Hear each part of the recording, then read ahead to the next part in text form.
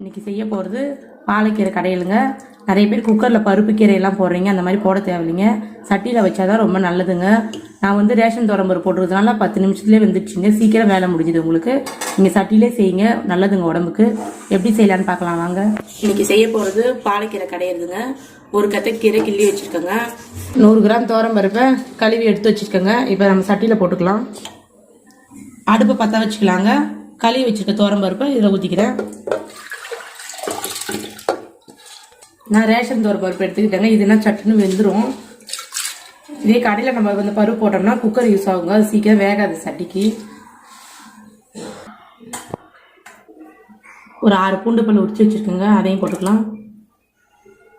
2 பச்சை மிளகாய் எடுத்துருக்கேன். காரம் வேணும் இது சேர்த்துக்குங்க, இல்லாட்டி வேண்டாம். மஞ்சள் தூள் கொஞ்சமாக சேர்த்துக்கிறாங்க. 2 தக்காளி கட் பண்ணி வச்சுருக்கோங்க, அதையும் சேர்த்துக்கலாம். பருப்பு ஒரு 3/4 வேக்காடு வேகட்டுங்க. அதுக்கப்புறம் கீரையை சேர்த்துக்கலாம். பருப்பு நல்லா 3/4 வேக்காடு வெந்திருக்குங்க. 10 நிமிஷம் கூட ஆகலை, நல்லா வெந்துருச்சு. கீரையை கழுவி எடுத்துக்கிறேங்க. தண்ணி நல்லா வடிகட்டி பருப்பில் சேர்த்துக்கலாங்க.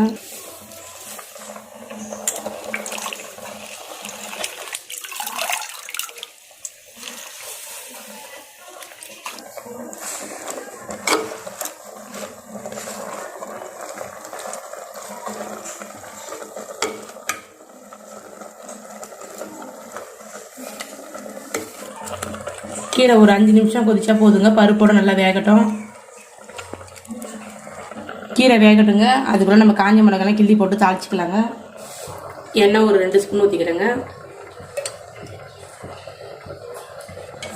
கடுகு ஒரு 1/2 ஸ்பூன் போட்டுக்கிறேங்க. வடகம் இருந்துச்சுன்னா அது போட்டு கடைஞ்சிங்க, கீரை நல்லா டேஸ்ட்டாக இருக்கும். கடுகு பொரிச்சிங்க. காஞ்ச மிளகாய் சேர்த்துக்கிறேன். ஒரு 4 காஞ்ச மிளகாய் பொடிசாக கிள்ளி போட்டுக்கோங்க. காஞ்ச மிளகாய் நல்லா பொரிட்டுங்க. அப்போ தான் கடையும் போது நல்லா மையுங்க, இல்லாட்டி முழுசாக இருக்கும்.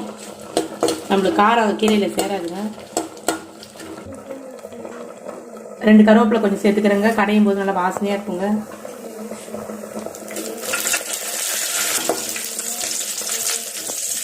தாளிச்சாச்சுங்க. இப்போ கீரை தண்ணியை வடிகட்டிக்கலாங்க. கீரை வெந்துடுச்சுங்க. அடுப்பு ஆஃப் பண்ணிக்கிறேன்.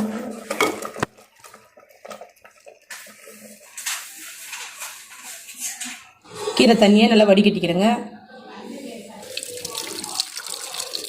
தண்ணி நல்லா வடிகட்டி வச்சுருக்கேங்க.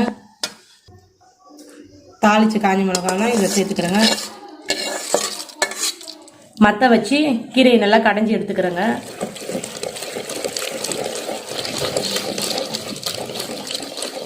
நல்லா கடைஞ்சி எடுத்துக்கிட்டேங்க. அந்த பருப்பு தண்ணியை இதில் சேர்த்துக்கிறேங்க. தண்ணி அதிகமாகிடுச்சுன்னா கீரையில் ஊற்றாதீங்க. கீரை கெட்டியாக இருந்தால் தான் நல்லாயிருக்கும் சாப்பிட. அந்த தண்ணியை என்ன பண்ணுறீங்கன்னா, நம்மளுக்கு வந்து கீரையில் கொதிச்சு தாங்க அது வருது.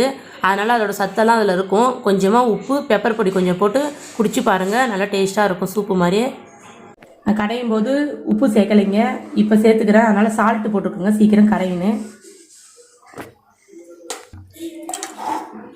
இந்த வீடியோ உங்களுக்கு பிடிச்சிருந்தா லைக் பண்ணுங்கள், ஷேர் பண்ணுங்கள், கமெண்ட் பண்ணுங்கள், சப்ஸ்கிரைப் பண்ணுங்கள். மறக்காமல் பக்கத்தில் இருக்கிற பெல் பட்டனை கிளிக் பண்ணுங்கள். கமெண்ட்டில் தெரிவிங்க. அப்போ தான் எந்த அளவுக்கு பிடிச்சிருக்குன்னு எங்களுக்கு தெரியுங்க. உங்களுக்கு என்ன செஞ்சு காட்டணுமோ நீங்கள் அதில் சொல்லுங்கள், நான் செஞ்சு